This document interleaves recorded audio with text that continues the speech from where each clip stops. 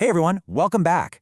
I know exams are just around the corner, and there's one topic you can pretty much bet will be on there: suppositories. So for the next few minutes, we're going to do a deep dive and cover everything you need to absolutely crush those questions. Sound good?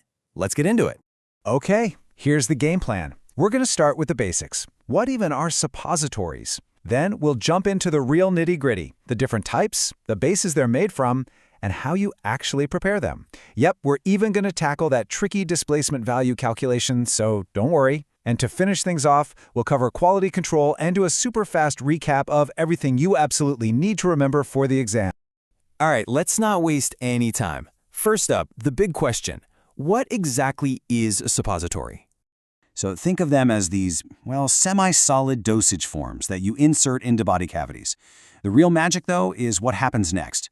Once they're inside, at body temperature, they do one of three things. They either melt, soften, or dissolve. And when they do that, boom, the medication is released. This can be for a local effect, think treating something right there at the source, or a systemic effect, where the drug actually gets into your bloodstream. Okay, so why would you ever choose a suppository over, say, a pill?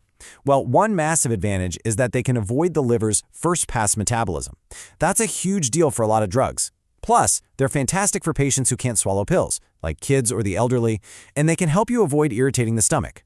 Now, it's not all perfect. On the downside, they often need to be stored in the cold, they're definitely more complex to make, and you just can't use them for drugs that are irritating.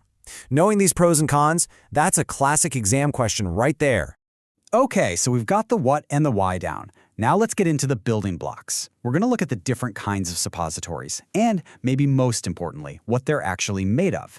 And that brings us to the most critical part of the whole thing, the base. The classification is actually super simple. It's just based on where they go in the body. So you've got rectal suppositories, vaginal ones, which you'll also see called pessaries, and urethral ones, which have the fun name bougies.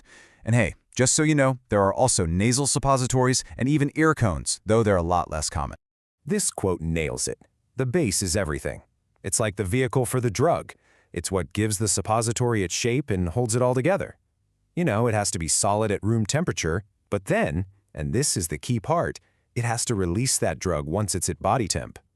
So yeah, the properties of the base you choose, absolutely critical. Okay, this table is pure gold for your exams. Let's break it down. You've got three main types of bases. First, the oleaginous or fatty ones, like good old cocoa butter. These guys melt at body temperature. The big warning sign here, the thing you have to remember, is polymorphism.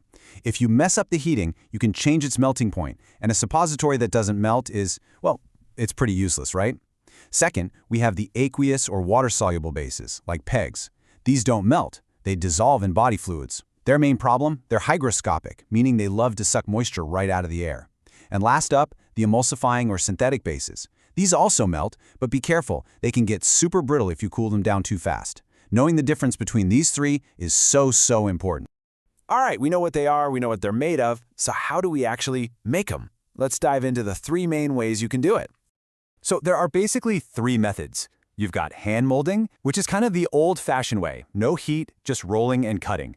Then there's compression molding, where you use pressure to force the mix into a mold. But the one you really need to focus on for your exams is pour molding. It's also called the fusion method, and it's by far the most common one used today. And here's how that pour molding process works step by step. It's really pretty logical when you think about it.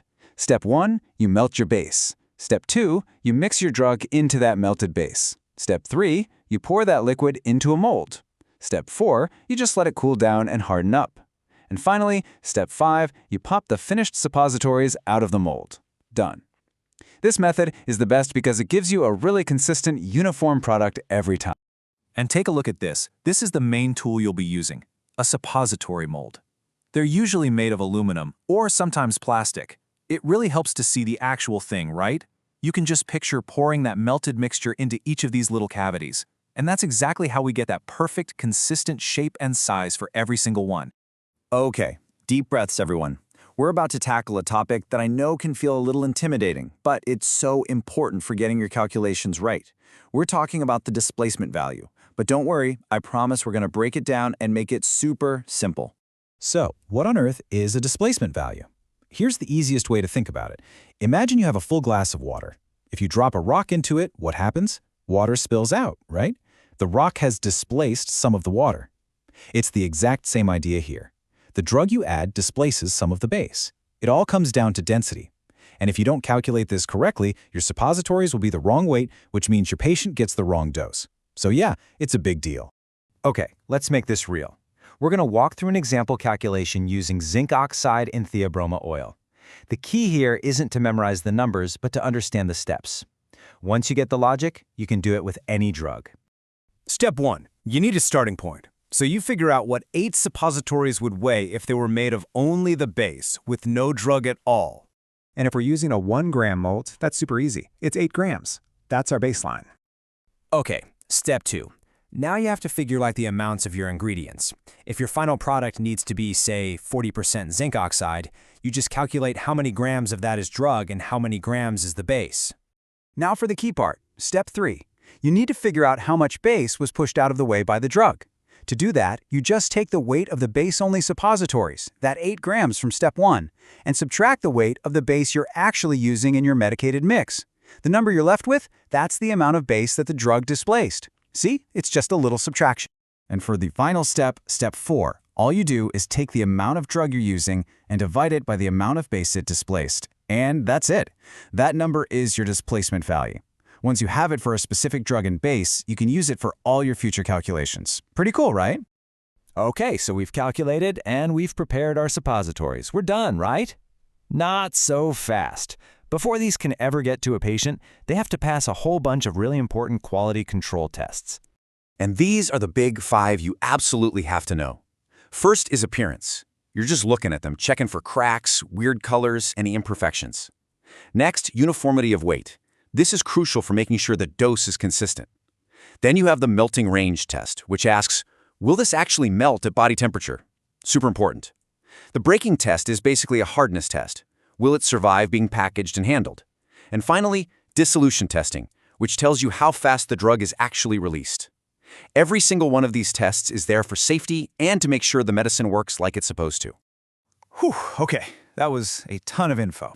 So before we wrap up, let's do a super quick lightning round recap of the absolute must-know points for your exam. You ready? Here we go. The 3 base types: oleaginous, aqueous, emulsifying. Got it? Good. The 3 preparation methods: hand, compression, and pour molding. And remember, pour molding's the big one. What's the displacement value all about? It's for getting the dose right by accounting for density. What's the major problem with cocoa butter? Polymorphism. And a key QC test to remember? The breaking test, which measures hardness. Seriously, if you can nail these 5 points, you are going to be in fantastic shape. And I'll leave you with one final question to chew on, just to get you thinking like a pharmacist. Based on what we've talked about, if you needed a drug to be released really fast, which kind of base would you choose? One that melts or one that dissolves? Think about it. Answering questions like that is what takes you from just knowing the facts to truly understanding them. All right, that's it for me. Good luck with your study.